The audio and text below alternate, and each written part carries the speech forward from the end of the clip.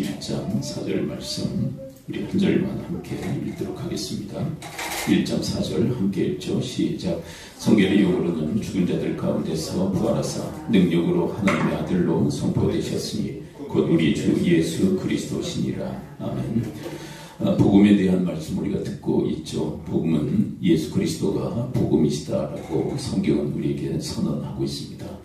어떤 지식이나 그런 것들이 복음이 아니라 바로 예수 그리스도 자체가 복음임을 우리에게 말씀하고 있죠.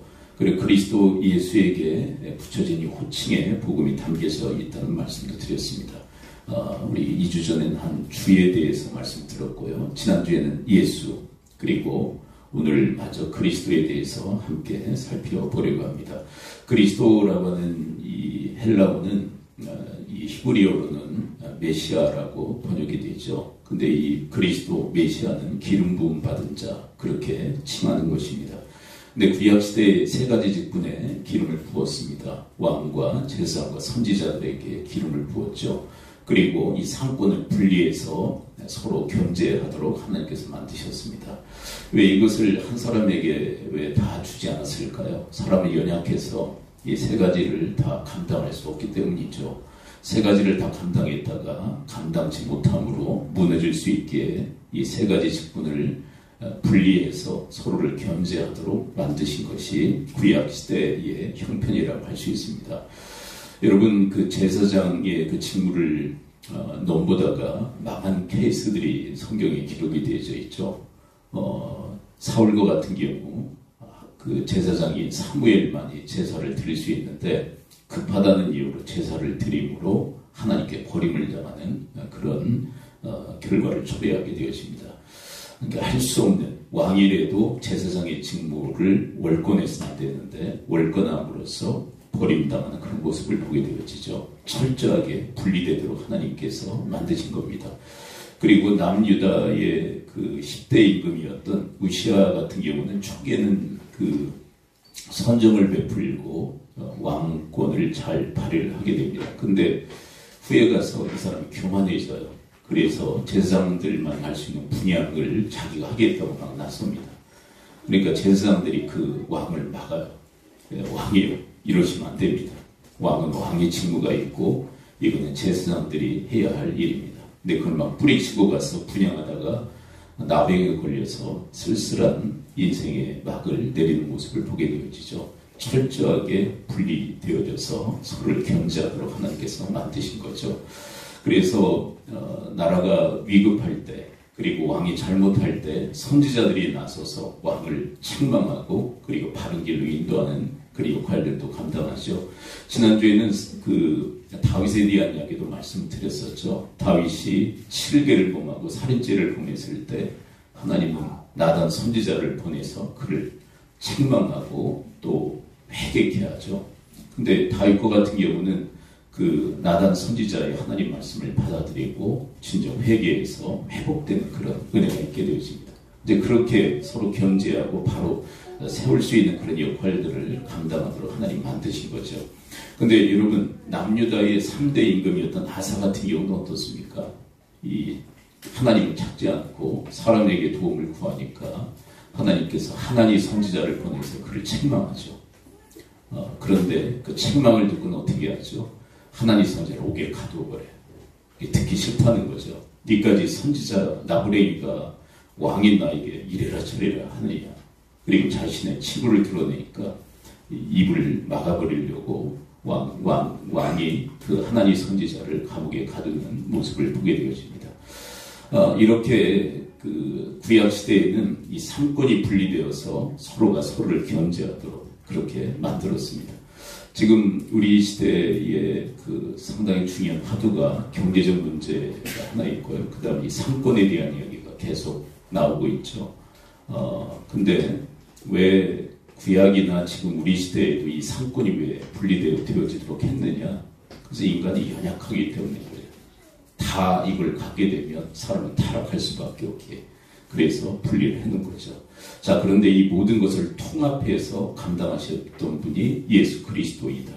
이 그리스도는 이 세 가지 삼권을 다 감당하셨던 분임을 성경 이야기를 하고 있어요. 그 다음에 예수님은 왜 이 상권을 다 감당할 수 있었을까요? 그분은 완전한 분이었기 때문이죠. 이 땅에 오신 하나님, 그리고 완전하신 주님이었기에 이 상권을 다 통합해서 그 직무를 감당하셨다라고 이야기를 하고 있습니다. 그리고 이 상권을 우리 믿음의 사람들에게 계승하셨습니다라고 성경 이야기를 하고 있죠. 자, 베드로전서 2장 9절 말씀, 이건 우리에게 허락된 우리의 부르심에 대한 이야기를 기록하고 있죠. 베드로전서 2장 9절 함께 읽어봅니다. 시작.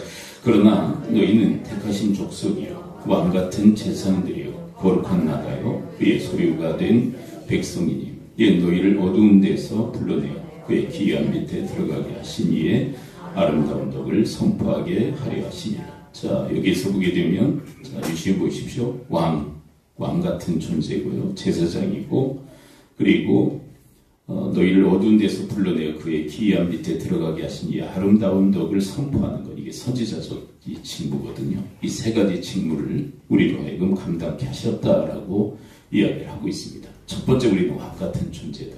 이 땅에서 왕 노릇하도록 부르심을 받은 존재들이라는 거죠. 근데 여기서 말하는 이 왕권, 왕 노릇은요, 세상의 왕권과는 차원이 달라요.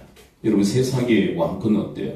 군림하고 그리고 권세를 부리는 거죠. 그래서 내 마음대로 백성들을 좌지우지하는 것, 이게 세상의 왕권이라면, 그 다음에 하나님의 왕권은 뭘까요? 그 섬기는 것이고 사랑으로 왕으로 타는 것이라고 성경 이야기를 하고 있습니다. 자, 로마서 5장 17절을 좀 넘어가고요. 마가복음 10장 42절, 43절을 함께 읽어보도록 할까요? 세상의 왕권, 왕노릇은 이렇게 행해진다라고 이야기합니다. 마가복음 10장 42, 43 함께 읽어보죠. 시작. 예수께서 불러다가 이르시되 이방인의 집권자들이 그들을 임의로 주관하고 그 고관들이 그들에게 권세를 부리는 줄을 너희가 알거니와 너희 중에 그렇지 않을지니 너희 중에 누구든지 크고자 한 자는 너희를 섬기는 자가 되고. 여러분, 42절에서 세상의 그 왕권, 이 왕노릇에 대해서 얘기를 하죠. 임의로 주관하고 그리고 권세를 부리고. 이건 뭐냐면 군림하고 권세를 부리면서 자기 마음대로 백성들을 착취하고 좌지우지하는 그런 권세가 바로 세상의 왕권이라고 얘기해요. 그런데 하나님의 왕권은, 하나님의 왕노릇은 이와 다르다. 어떻게 달라요? 이 하나님께서 우리에게 요청하신 왕노릇은 섬김의 왕노릇이라는 거예요. 근데 이 섬김과 왕노릇이 조합이 안 이루어지는데, 근데 우리에게 요청하시는 그 왕노릇은 섬김을 통한 왕노릇이라는 거예요. 근데 이에 본을 보여주신 분이 바로 예수 그리스도시죠. 마가복음 10장 44절, 45절 함께 한번 마저 읽어보도록 합니다. 44, 45 함께 읽죠. 시작. 너희 중에 누구든지 으뜸이 되고자 하는 자는 모든 사람의 종이 되어야 하리라. 45. 인자가 온 것은 섬김을 받으려 함이 아니라 도리어 섬기려 하고 자기 목숨을 많은 사람의 대성물로 주려 함이니라. 여러분, 예수님께서 이 섬김의 왕노릇의 본이었다라고 얘기하시는 거예요. 여러분, 이 땅에 주님 왕으로 오셨죠. 그리고 주님이 이 땅에 임재하심으로 하나님 나라, 하나님의 왕국도 함께 이 땅에 임하게 되었습니다. 근데 왕이신 예수님이 이 땅을 어떻게 통치하셨느냐? 섬김으로 통치하고 다스렸다는 거예요. 여러분, 우리도 바로 이런 섬김의 왕노릇으로 부르심을 받은 줄을 믿습니다. 근데 왕노릇 하면 자꾸 군림하려고 해요. 그리고 권세를 자꾸 부리려고 해요. 근데 그건 우리와 맞지 않다. 우리의 왕노릇이 아니다. 예수님처럼 섬김의 왕노릇을 해야 된다. 종 왕노릇을 해야 된다. 근데 이게 조합이 안 맞는데 하나님께서 원하시는 이 왕노릇은 종으로서 섬김의 왕노릇을 하기를 원하시는 거예요. 여러분들이 몸담은 공동체마다 그리고 인간관계 속에서 이런 섬김의 왕노릇하는 주님의 사람들 되어지기를 축원을 드립니다. 그리고 예수님은 어떻게 왕노릇 하셨죠? 사랑으로 왕노릇 하셨어요. 첫째는 섬김의 왕노릇이고요. 두 번째는 사랑의 왕노릇을 하셨죠. 로마서 5장 8절을 함께 읽어보도록 할까요? 로마서 5장 8절에 보면 사랑으로 왕노릇 하셨다. 그래서 죽기까지 하셨다. 8절 함께 읽어봅니다. 시작. 우리가 아직 죄인 되었을 때 그리스도께서 우리를 위하여 죽으심으로 하나님께서 우리에 대한 자기의 사랑을 확증하셨느니라. 우리가 죄인이었는데 우리를 위해서 대신 죽어주심으로 하나님의 사랑을, 그리고 당신의 사랑을 확증하신 분이 예수 그리스도이시라고. 여러분, 이렇게 그리스도께서 사랑으로 왕노릇 하셨듯이 여러분과 저의 인생도 사랑의 왕권을 행사하는 주님의 사람들이 되어지기를 축원드립니다. 그러므로 여러분, 그리스도와 함께 왕노릇하는 것은 뭐 미래입니까? 지금 현재입니까? 현재에 해당하는 것. 현재 그렇게 살라는 것. 나중에도 그리스도처럼 섬김의 사랑의 왕노릇을 하게 될 거예요. 완벽하게. 근데 지금 불안하지만, 완벽하지 않지만 그렇게 섬김의 그리고 사랑의 왕노릇 하도록 부르심을 받은 것이 우리의, 여러분들의 그 위치가 어디든 포지션이 어떠하건 높건 낮건 상관없이 여러분들이 섬김의 왕노릇 그리고 사랑의 왕노릇하는 주님의 사람들이 되어지기를 축원드립니다. 그 다음에 두 번째는 우리가 뭐라고 얘기합니까? 2장 9절 베드로전서 함께 다시 한번 읽어봅니다. 2장 9 시작. 그러나 너희는 택하신 족속이요 왕같은 제사장들이요. 여러분, 우리는 제사장들이 줄을 믿습니다. 우리 제사장. 근데 구약시대의 제사장과는 차원이 다른 거예요. 근데 목사님, 구약시대의 제사장들이 다 폐해진 거 아닙니까? 근데 이제 새로워진 거예요. 새롭게 우리 모두가 제사장이 된 줄을 믿습니다. 여러분, 이 말씀을 붙들고 종교개혁을 일으켰던 사람이 바로 루터입니다.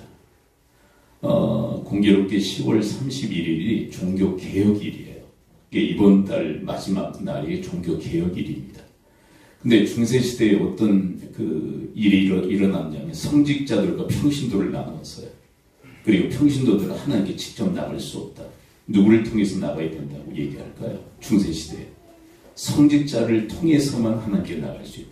이게 구약시대로 다시 회귀해버린 거예요. 성직자들을 그냥 제사장으로, 평신도들은 제사장이 아닌 그냥 평신도들로 그렇게 머무르게 한 거죠. 성직자들을 통해서만 하나님께 나갈 수 있다. 근데 루터는 만인 제사장을 선언합니다. 근데 그 텍스트가 뭐냐면 오늘 본문 베드로전서 2장 9절 말씀이에요. 모두가 믿는 사람이라면 모두가 다 제사장들이다. 여러분, 예수 그리스도께서 당신의 몸을 통해서 희생의 제물을 드리심으로 완전한 제사를 드리셨죠. 그래서 구약시대는 이제 끝나버린 거예요. 구약의 제사장 제도는 끝났습니다. 그리고 모든 믿는 성도들이 다 제사장이 된 거예요. 그리고 우리는 그 누구를 통해서, 어떤 사람을 통해서 나가는 게 아니라 우리가 직접 하나님께 나가서 예배할 수 있게 되었고 또 하나님께 기도할 수 있게 된 줄을 믿습니다. 근데 중세시대는 그러지 않았단 말이에요. 그거는 잘못된 그런 그 해석과 또 생각 때문에 그런 일들이 일어난 거죠.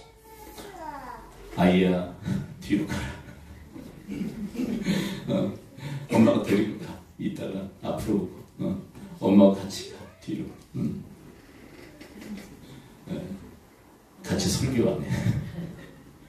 뒤로.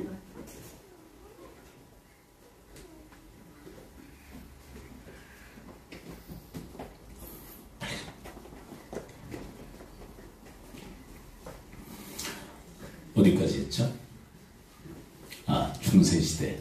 네. 성직자들을 통해서만 하나님께 나갈 수 있다.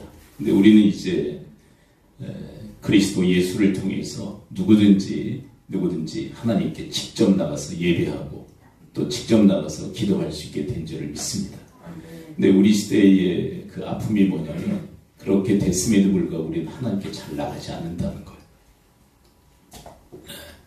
우리 시대의 아픔은 뭐냐면 하나님 앞에 직접 나가서 짓고 구할 수 있는데도 기도하지 않아요.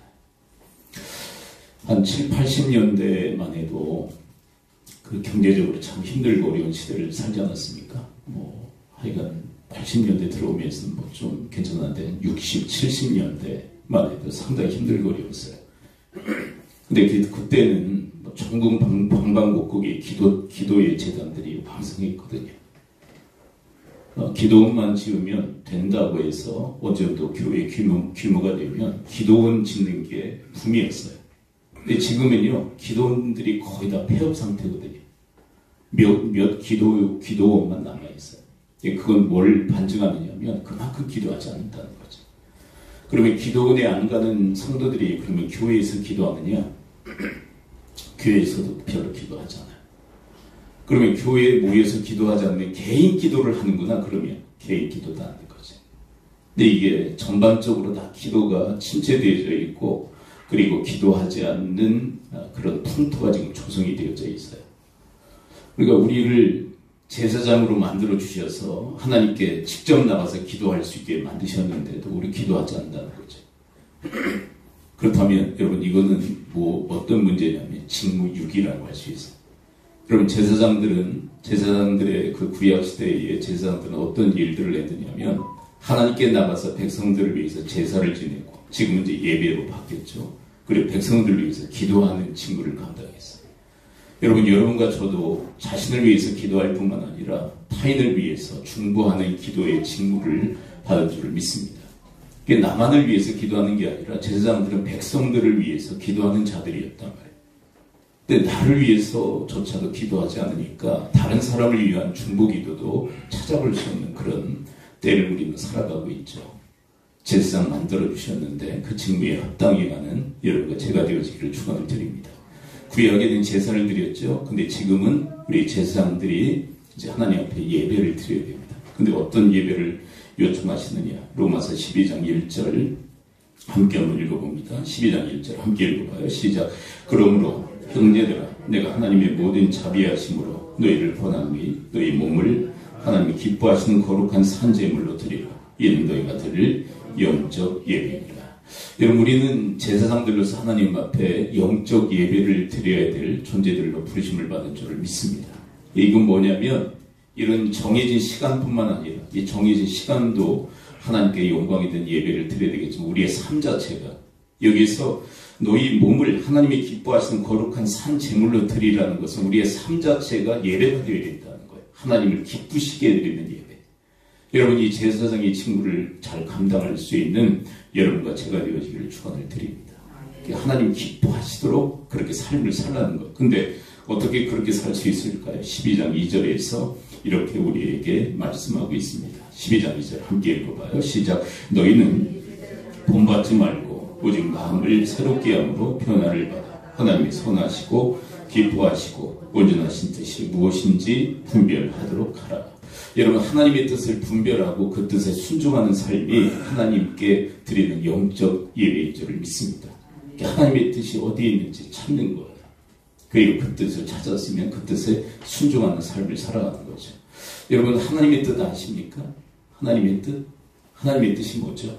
우리를 향하신 하나님의 궁극적인 뜻이 뭡니까? 하나님의 뜻 아세요? 어떤 분들은 하나님의 뜻 아십니까? 그러면 모른다고 막 절레절레 고개를 흔들어요. 근데 여러분, 하나님의 뜻은요, 성경에 게시되어져 있어요. 특별히 하나님의 최고의 뜻이 뭔지를 우리에게 말씀하시죠.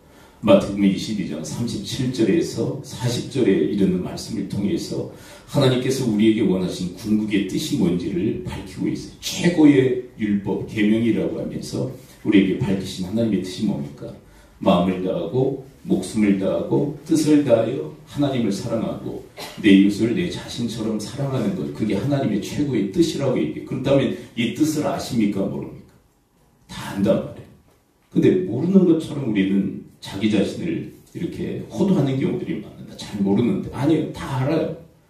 근데 아는데 뭐가 문제냐면 그 뜻대로 살고 있느냐는 거죠. 여러분, 마음, 목숨, 뜻, 힘을 다해서 하나님 사랑하고 이웃을 나 자신처럼 사랑하라는 그 하나님의 뜻을 여러분들의 삶 속에서 순종함으로 하나님을 기쁘시게 드리는 영적 예배 드릴 수 있게 되기를 축원을 드립니다. 이것이 우리 제사장들의 몫이라는 거예요. 근데 여러분, 하나님 사랑이 이웃 사랑으로 귀결되고요. 또 이웃 사랑의 본질이 뭐냐면 이웃을 정말 나 자신처럼 사랑하라는 거거든요. 근데 여러분, 이 말씀의 행동, 강령에 대해서 우리는 너무나도 잘 알고 있죠. 어떻게 이웃을 나 자신처럼 사랑할 수 있느냐. 남에게 대접을 받고자 남을 대접하라는 마태복음 7장 12절의 그 황금줄의 말씀이에요. 내가 받고자 하는 것은 자기 사랑이죠. 근데 내가 받고자 하는 대로 대접하는 것은 자기를 사랑하듯 이웃을 사랑하는 거예요. 여러분들이 이 삶을 살아감으로 여러분들의 삶이 영적, 예배적 삶이 되어지기를 축원을 드립니다. 우리가 너무 받고 싶은 게 많죠. 어떤 종교에서는요, 바꾸고 싶어 하는 것 때문에 우리 인생에 번뇌가 생기니까 그 바꾸자 하는 마음도 없어야 된다. 그래요. 근데 그건 잘못된 접근이에요. 여러분, 성경의 접근은 뭐냐면 바꾸자 하는 것 때문에 번뇌가 생기니까 바꾸자 하는 마음은 없어야 된다. 그렇게 성경은 가르치지 않고 바꾸자 하는 대로 대접하라. 그렇게 얘기해요. 그러면 바꾸자 하는 게 어떻게 됩니까? 사랑의 동력이 되는 거예요. 원동력이 되는 거예요. 에너지가 되는 거예요. 여러분들이 그렇게 바꾸자 하는 대로 대접함으로 이웃을 나 자신처럼 사랑하는, 하나님을 기쁘시게 드리는 삶을 살아갈 수 있게 되기를 축원을 드립니다. 근데 우리 가정에 또 우리 공동체의 문제가 뭐냐면 항상 받기만을 바라는 데 문제가 있는 거 아닙니까? 내가 받기를 바래, 이 사람한테. 근데 안 주니까 늘 서운하고 섭섭하고, 그래서 얼굴이 일그러지고 서운하고 섭섭함을 이야기해요. 그러면 상대방이 개과천선하느냐? 아니에요.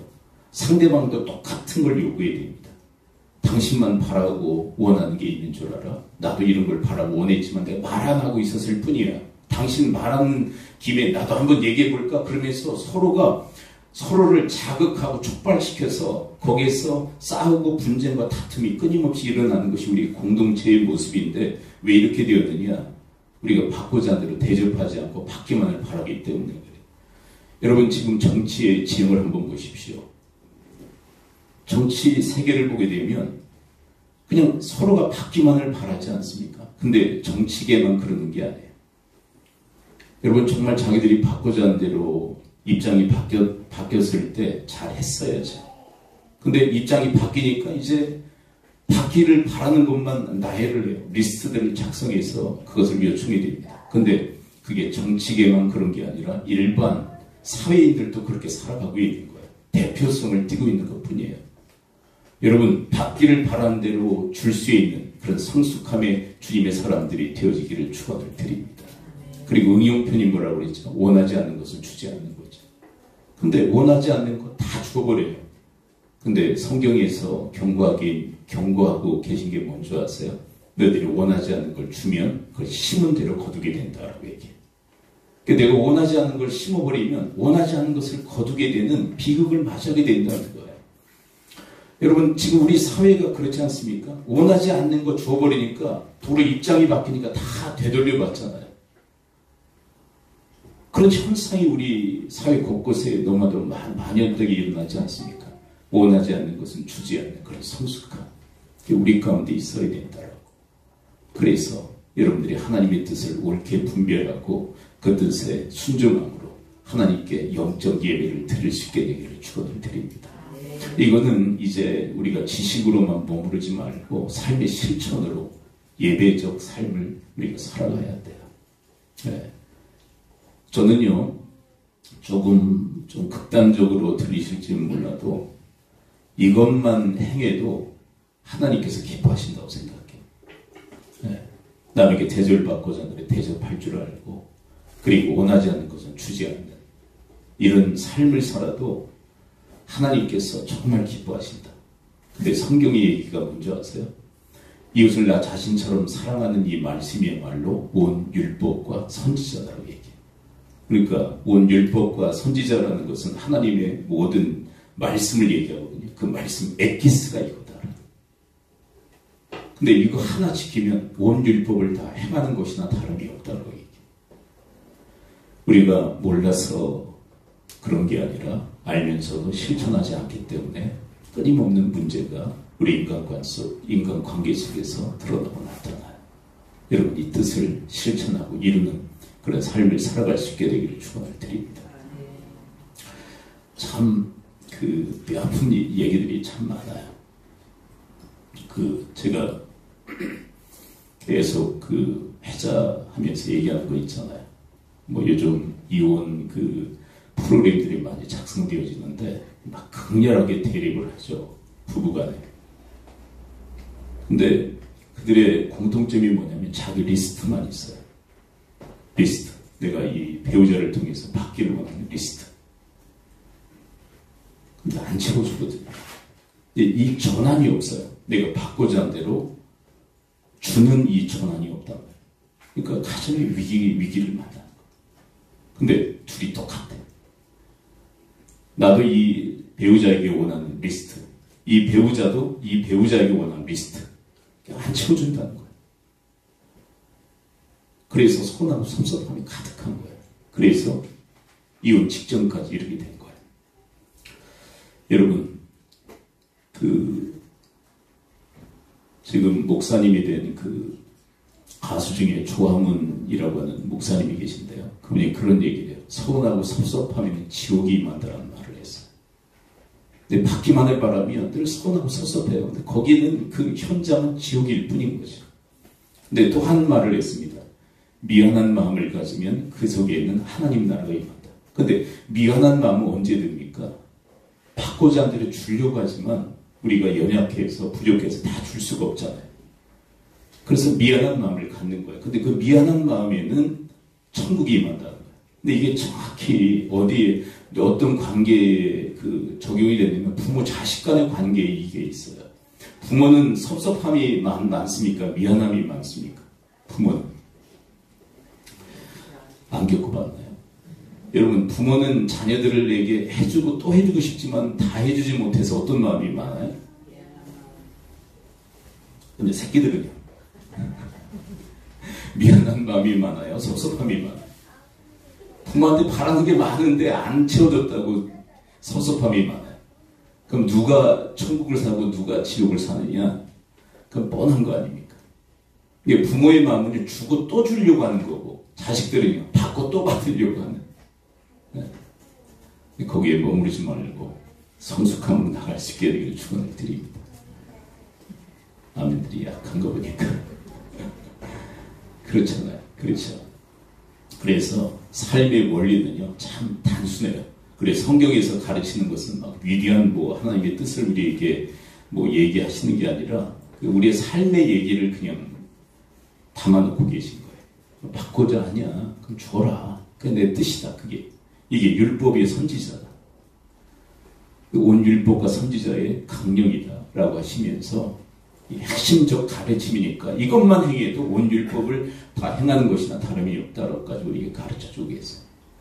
여러분, 이 삶의 예배를 들을 수 있게 되기를 축원을 드립니다. 근데 우리의 연약성, 부족함, 죄성 때문에 이게 잘 안 되는 거 여러분들이 살아보셔서 아시겠죠? 근데 끊임없이 도전하는 거죠. 끊임없이 이 삶을 경주하는 거. 하나님을 나의 도우심으로 삼고 위하여 살아가는 거죠.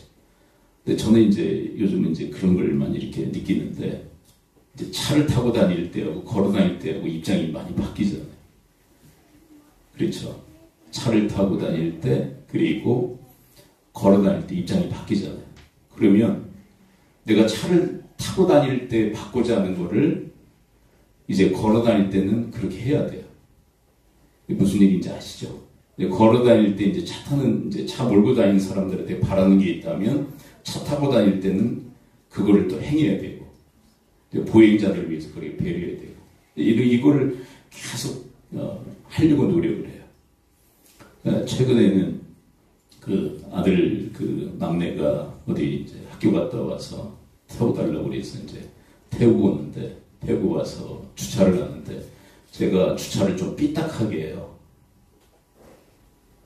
좀 삐딱하게 합니다. 왜 그러냐면 옆 차가 주차를 할 때 충분히 내릴 수 있도록 좀 삐딱하게 합니다. 아들이 항상 물어요. 이번에도 묻더라고요. 아빠, 왜 이 차를 이렇게 삐딱하게 주차를 해? 상대가 주차를 할 때 좀 넓은 공간을 그렇게 확보할 수 있도록 이렇게 하는 거야. 근데 그건 왜 그럴까요, 제가? 그걸 바라기 때문에 그래요. 어떤 데 가면요, 너무 막 여유롭게 방만하게 주차를 하는 경우가 있잖아요. 옆차가 주차하기 어려울 정도로. 좀 바짝 대놓으면 좀 여유롭게 상대차가 주차할 수 있는데도 그렇게 하지 않는, 어떻게 보면 자기만 생각하는 그런 주차 하시는 분들이 있잖아요. 그런 주차 환경을 봤을 때, 나는 주차를 하게 되면 좀 여유롭게 주차할 수 있도록 그렇게 배려를 해야 되겠다. 그 생각을 하니까 그렇게 하는 거예요. 이건 자꾸 소박한 일이지만 우리의 삶 속에서 이 하나님 말씀 뜻을 지키는 한 힘이라고 생각해요. 근데 여러분, 하나님 기쁘시게 해드리면 그 하나님의 기쁨이 우리 가운데 임하게 되는 줄 믿습니다. 여러분, 우리의 행복은요, 나를 행복하게 하려고 해서 행복해지는 게 아니라 상대를 행복하게 할 때 내가 행복해지는 겁니다. 이게 삶의 권리예요. 그래서 여러분, 많은 사람들을 행복하게 만들고 그 행복한 모습을 보면서 행복해지는 여러분과 제가 되어지기를 축원을 드립니다. 근데 그 최고의 대상이 누구죠? 하나님이 기뻐하신다는 건 뭐냐면 나 때문에 행복해 하신다는 거예요. 근데 하나님이 행복해 하시면요, 그게 나한테 전이 되어져요. 하나님의 기쁨이 나의 기쁨이 되는 거예요. 왜 그러냐면 여러분, 우리의 관계에 아주 그 묘미가 있는데, 관계가 가까우면 가까울수록 감정의 그 교류가 상당히 빨라요. 그래서 여러분, 가족 간에 한 사람이 우울해 있으면요, 어때요? 금세 전염되듯이 다 우울해지잖아요. 그렇죠? 근데 한 사람이 막 기뻐하고 막 즐거워하면 그 기쁨과 즐거움이 금세 교류가 되잖아요. 왜 그러냐면 관계가 가까우면 가까울수록 감정의 그 교류가 빠르기 때문에 그래요. 근데 여러분, 나와 먼 사람과의 관계 속에서는 교류가 거의 안 일어나요. 이 사람이 기뻐하면 나도 별로 기뻐하지 않아요. 이 사람이 우울하면 나도 별로 우울하잖아요. 왜? 관계가 멀기 때문에 그래요. 근데 우리에게 있어서 최고의 관계, 가장 중요한 관계가 하나님과의 관계예요. 하나님의 마음을 어떻게 해드리냐가 그것이 곧바로 나에게 교류되는 거예요. 여러분, 이웃을 행복하게 하여 여러분도 행복해지시고요. 무엇보다 하나님을 행복하게 만들어 여러분들이 그 때문에 여러분들이 행복해지는 그런 주님의 사람들 되어지기를 축원을 드립니다. 여러분, 이게 위대한 일 아닙니까? 하나님을 행복하게 만들 수 있다는 거. 어려운가요? 나같이 자꾸 초라한 존재가 어떻게 하나님을 기쁘게 해드리고 행복하게 만들 수 있냐? 그게 가능하단 말이에요. 어떻게 하나님의 뜻을 행할 때 영적 예배로 하나님 기쁘시게 해드릴 수 있다. 자꾸 저희 가족 얘기해서 좀 죄송한데, 지난주하고 지지난주하고 제가 이제 예배 저녁에 앉아 있는데, 오늘 좀 소란 피운 채 있잖아요. 민준이가 와서 이렇게 안아주는 거예요. 근데 바로 예배 전에 와서 2번 안아주더라고요. 지난주, 지지난주. 근데 그게 위로가 돼요. 근데 저는 조그만 존재가 이 큰 존재를 위로한다는 게 있을 수 있습니까? 근데 있을 수 있다는 얘기예요. 그러면서 제가 이제 생각한 게 뭐냐면, 나도 하나님을 좀 안아드렸으면 좋겠다. 이제 그런 생각을 했어요. 하나님을 안아드려서 하나님을 좀 위로해드렸으면 좋겠다. 여러분, 그게 가능한 게 우리가 이 영적 예배, 삶의 예배를 드릴 때 하나님이 기뻐하시는 거예요. 하나님이 기뻐하시면 하나님이 행복한 거거든요. 누구 때문에? 우리 하나님의 영적 예배를 드리는 자식들 때문에 행복해 하시는 거예요. 여러분들이 바로 그런 삶의 주역들이 다 되어지시기를 축원을 드립니다. 그리고 우리는 하나님께 직접 나가서 예배하고 또 뭐 할 수 있을까요? 히브리서 4장 16절. 오늘은 제사장까지만 하겠습니다. 히브리서 4장 16절 함께 읽습니다. 시작. 그러므로 우리는 히브리서 4장 16절 함께 읽습니다. 시작. 그러므로 우리는 긍휼하심을 받고 때를 따라 돕는 은혜를 얻기 위하여 은혜의 보좌 앞에 담대히 나아갈 것이나. 여러분, 제사장들로서 우리는 하나님 앞에 담대히 나아가 긍휼하심을 받고 때를 따라 돕는 은혜를 얻기 위해서 기도해야 할 줄을 믿습니다. 근데 이 풍요의 시대에 왜 기도하지 않을까? 내가 할 수 있다고 생각하기 때문에. 근데 여기에는 아주 무서운 죄악이 담겨져 있는데, 그게 뭐냐면 내가 할 수 있다는 교만이 담겨져 있는 거예요. 그래서 기도하지 않는 중요한 원인이 어디에 있냐면 교만하기 때문에. 내가 할 수 있다. 교만이 뭔지 아십니까? 하나님같이 높아지려고 하는 게 교만이고요. 또 하나의 교만의 정의가 뭐냐면 내가 할 수 있다. 근데 죄송하지만 내가 한 겁니까? 지금까지 삶을 하나님의 은혜로 살아온 거고 앞으로도 은혜로 살아갈 거예요. 여러분, 느부갓네살이요 교만 떠니까 하나님께서 그에게 총명을 거두거든요. 그러니까 7대를 들짐승처럼 살게 되었다고 얘기해요. 여러분, 우리가 왜 사람답게 그래도 살 수 있는 하나님께서 우리에게 총명을 넣어주셨겠다. 총명 거두시면요, 우리는 그냥 들짐승같이 그러니까 세상을 헤맬 수밖에 없어요. 그래서 하나님의 그 도우심이 절대적으로 필요한 존재들이에요. 그러므로 여러분, 긍휼하심을 얻고 때를 따라 돕는 은혜를 얻기 위해서 하나님 앞에 담대히 나가 기도할 수 있는 그런 주님의 제사장들이 되어지시기를 축원을 드립니다. 그리고 자기만을 위해서 기도하는 것이 아니라 타인을 위해서 중보기도 하는 자가 제사장의 직무입니다. 에베소서 6장 18절 함께 읽어봅니다. 시작.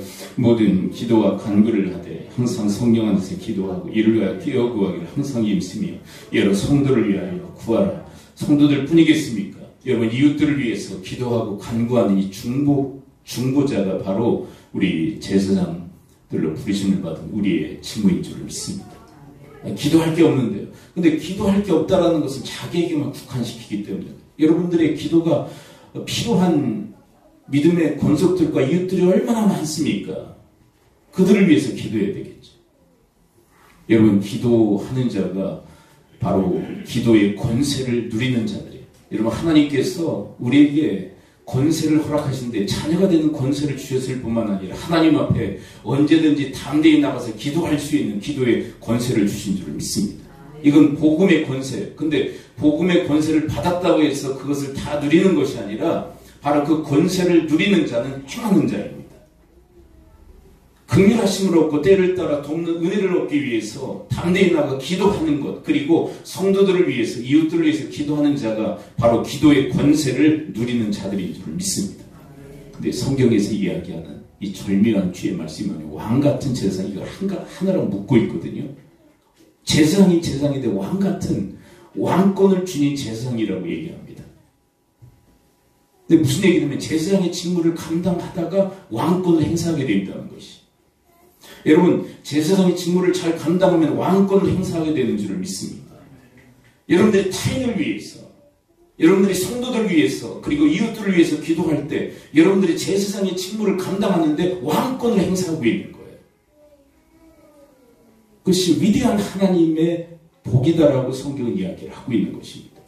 그런데 우리는 기도의 특권을 우리가 행사하지 못함으로 이 왕같은 이 제사장의 직무를 감당하지 않는 거예요. 우리는 뭘로 세상을 통치하고 다스리느냐? 기도로 통치하고 다스리는 자들이라는 것입니다. 어떻게? 우리가 기도할 때 하나님이 움직이시기 때문에 그럴까? 하나님. 내가 기도할 때 하나님이 움직이셔서 성도들을 도우실 것입니다. 그들에게 긍휼을 베푸시고 때를 따라 돕는 은혜를 그들에게 허락하실 것입니다. 누구를 통해서? 기도하는 나를 통해서. 그리고 이웃들에게 하나님의 그 강권의 역사가 임하여 역사하시는데 그게 어떻게 일어나는? 내가 기도를 통해서, 기도함으로 바로 하나님께서 역사하심으로 이웃들에게 선한 사역의 일들이 일어난다는 것입니다. 그래서 우리가 이 왕권을 어떻게 행사하느냐? 제사장의 직무를 감당함으로 왕권을 행사할 수 있다라고 이야기를 하고 있는 것입니다. 그리고 사랑하는 성도 여러분, 기도하심으로 왕권을 행사하실 수 있게 되기를 축복합니다. 기도를 통해서 세상을 통치하고 다스리는 그런 왕의 사람들, 왕노릇하는 주님의 사람들 되어지기를 축원드립니다. 여러분, 우리의 인생과 우리의 관계와 역사는 어떻게 흘러가냐? 기도한 대로 흘러가는 것입니다. 여러분, 다니엘이 예레미야서를 읽으면서 70년 후에 포로 시대가 끝나 이제 돌아가게 하시겠다는 주의 말씀을 접하게 됩니다. 근데 에스겔서 36장에 보게 되면 이런 말씀이 있습니다. 하나님께서 여러 가지 중요한 약속들을 하십니다. 그리고 이렇게 말씀하십니다. 그래도 기도하여야 할지니라. 하나님의 위대한 하나님의 말씀이 있습니다. 예언의 말씀이 있습니다. 그래도 너희들이 기도해야 성취되어지고 이루어진다는 것입니다. 우리가 하나님의 그 말씀과 또 약속의 그 말씀을 붙들고 또한 성도들을 위하여서 또 이웃들을 위해서 기도할 마음과 감동을 주셨을 때는 하나님께서 그렇게 하시려고 하시는 것입니다. 여러분들의 마음에 감동을 주시는 것은 하나님께서 우리에게 그렇게 역사하시겠다는 사인인 것입니다. 근데 뭐라고 얘기하시냐면 그래도 너희들이 기도해야 내가 움직이신다는 것입니다. 내가 너희들에게 감동을 주고 내가 너희들에게 예언을 했지만 너희들이 기도해야 그것이 이루어진다라고 얘기하시는 것입니다. 하나님이 그렇게 하지 않으셔도 돼요. 그럼에도 불구하고 하나님이 왜 우리에게 그렇게 하시느냐면 하나님 우리를 파트너로 삼으셨기 때문인 것입니다. 여러분, 모세를 통하지 않고 아론을 통하지 않고 이스라엘을 구원하실 수 있었습니다. 그냥 세워놓으신 거예요. 사실은 세워놓으신 겁니다. 그리고 모세를 통하여 아론을 통하여 이스라엘을 구원하십니다. 왜 그러시느냐? 우리 사람을 하나님께서 파트너로 삼으신 것입니다. 우리에게 왜 기도를 요청하시느냐? 하나님이 통치하고 다스리세요. 맞아요. 근데 우리의 기도를 통하여서 하나님은 통치하시고 다스리시는 그 역사, 그 대사를 하나님께서 이루시는 줄을 믿습니다. 여러분 시편 126편에 보게 되면 씨 뿌리는 자의 비유가 나와 있죠. 씨 뿌리는 자의 비유라기보다는 씨 뿌리는 자의 그 고백이 나와 있습니다. 눈물을 흘리며 씨를 뿌리는 자가 기쁨의 단을 거두리로다. 그 내용입니다. 근데 거기에 씨 뿌리는 게 뭐냐? 눈물을 흘리며 씨 뿌리는 게 뭐냐? 기도하는 것이더라고요. 기도할 때 우리는 눈물을 흘리며 씨를 뿌리는 것 같은 심정이지만 하나님 기쁨의 단을 거두게 하시는 놀라운 역사의 그 현장을 일으키실 줄 믿습니다. 말씀의 결론을 맺습니다. 우리는 왕같은 제사장들입니다. 제사장의 직무를 잘 감당하다 보니까 왕권을 행사하게 되는 거예요. 여러분 제사장의 직무 유기하면 안 됩니다. 영적 예배를 드리십시오. 그리고 담대히 나가 여러분들을 위해서 그리고 성도들과 이웃들을 위해서 기도하십시오. 그 예배와 그리고 기도를 통하여서 여러분들이 하나님께서 행하시는 그 왕권 행사의 그 역사를 일으키는 그런 삶의 주역들 되어지기를 축복합니다. 기도합니다. 이 시간 우리 함께 기도할 때 주의 말씀을 들고 기도하며 나가기를 원합니다. 하나님 저희들을 도와주시옵소서. 왕같은 제사장, 왕권을 가진 제사장으로서 제사장의 직무를 잘 감당하여 하나님 저희들이 왕노릇하는 삶을 살아갈 수 있도록 주여 도우시고 인도해달라고 삶의 예배, 하나님의 뜻을 깨닫고 위하여 살아감으로 하나님을 기쁘시게 드리는 이런 영적 예배를 통하여서 왕권을 행사하며 이 땅을 살아갈 수 있도록 하나님 앞에 담대히 나가 기도하고 성도들과 이웃들을 위하여 기도함으로 이 땅에서 행하시는 하나님의 놀라운 역사를 나타내고 또 일으키는 그런 왕권 행사자들이 되어지도록 주여 도우시고 인도해달라고 우리 합심하여 주님 앞에 기도하며 나가도록 하겠습니다. 아버지 하나님 오늘 말씀해 주신 감사를 드립니다. 왕같은 제사장으로서 아버지 저희들의 그 부르심 제사장의 그 직무를 잘 감당함으로 아버지 하나님 왕권을 행사할 수 있도록 주여 도우시고 인도하여 주옵소서. 하나님의 뜻을 깨닫고 그 뜻대로 살아가는 그 예배적 삶 영적 예배를 통하여서 이 땅을 사랑으로 그리고 하나님의 뜻으로 통치하고 다스리는 그런 왕노릇하는 주님의 사람들 되어지게 하여 주시옵소서.